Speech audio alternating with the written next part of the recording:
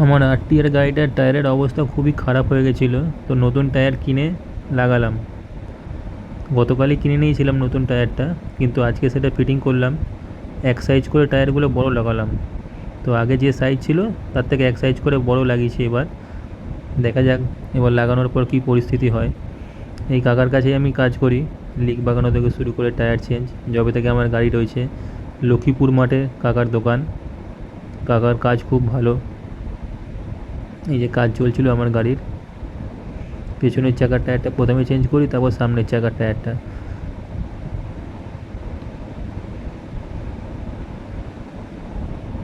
আর tyre leak হলে বেশিরভাগ আমি ভিতর থেকেই টায়ারটা বাগানোর চেষ্টা করি।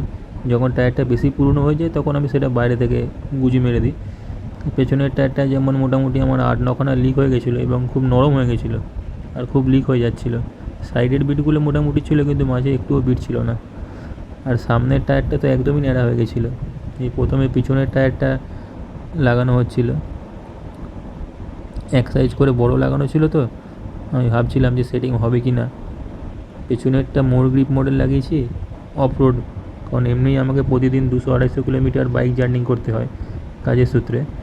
তো পেছনেরটা অফ রোড টাইপের লাগানো আছে, আর সামনেরটা অফ রোড লাগাইনি, সামনেরটা এমনি লাগানো আছে।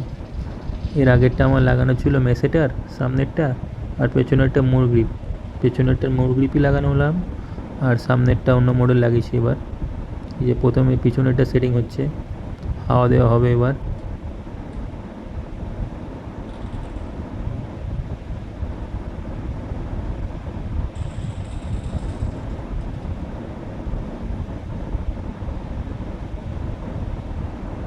বিয়ারিংটা খুলে গেছিলো কাজ করার সময়, সাইডে পড়ে আছে। নতুন বিয়ারিং কিনে রাখলাম। এরপরে যখন চেঞ্জ পকেটটা চেঞ্জ করব তখন চাকার বিয়ারিং, চেঞ্জ পকেটের বিয়ারিং সব একসঙ্গে চেঞ্জ করে দেবো।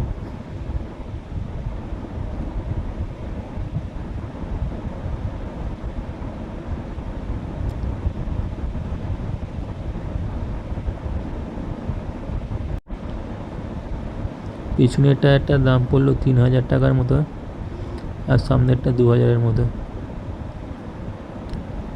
এই যে চাকাটা লাগানো হয়ে গেছে, ব্রেক ফিটিং চলছে।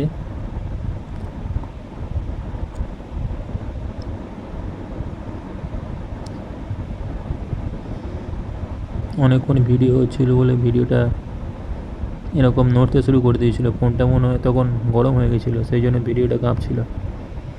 পেছনেরটা ফিটিং করার পর আমি বন্ধ করে রেখেছিলাম ফোনটা হিট হয়ে গেছিলো বলে। তারপরে আবার সামনের টায়ারটা খোলা চলছে। সামনের টায়ারটার খুবই খারাপ অবস্থা হয়ে গেছিলো, এই যে একদমই খারাপ অবস্থা। এবার সামনের টায়ারটা খোলা হবে। সামনের টায়ারটাও ছিল আমার 90-90-17 সাইজে লাগানো, তো সেটাকে চেঞ্জ করে এবার আমি লাগালাম 180-17 সাইজের টায়ার, এক সাইজ বড়। এটাও আমি একটু চিন্তায় ছিলাম যে ফিটিং হবে কি না, যেখানে হাইড্রোলিকের সঙ্গে মাঠগার্ডের নাটগুলো লাগানো থাকে তাতে ঠেকে যাবে কি না। কিন্তু যাই হোক, কোনো সমস্যা হয়নি, ঠিকভাবেই লেগে গেছিলো। এই যে পুরনো টায়ারটা, সামনের চাকায় একটুও লিক ছিল না, কিন্তু একটাও বিট ছিল, বিটের খুব খারাপ অবস্থা। সামনের পুরো ন্যাড়া হয়ে গেছিলো, শুধু সাইডটুকু ছিল। এই যে টায়ারের সাইজ 90-90-17 সাইজের টায়ার ছিল আগেরটা। তারপরে এটাকে চেঞ্জ করে দিয়ে নতুন টায়ার লাগাচ্ছি আবার, এক সাইজ বড়।